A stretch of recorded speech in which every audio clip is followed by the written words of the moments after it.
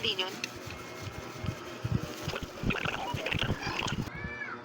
Ayan na nga guys, yung pagkakaiba ng ginadgad sa dinurog ng tinidor. So, mas maganda guys yung sa ginadgad na pino siya. So, hahaluan ko na yan guys ng margarine at saka kinayod na niyog. Lagyan ko siya guys ng margarine.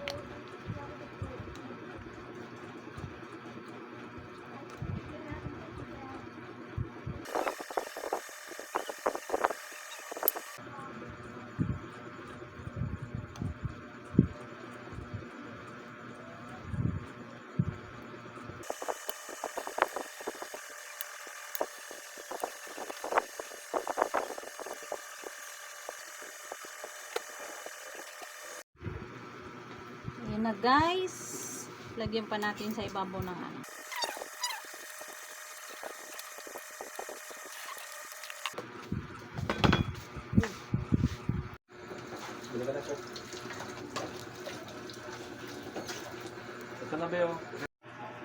Linupak kape.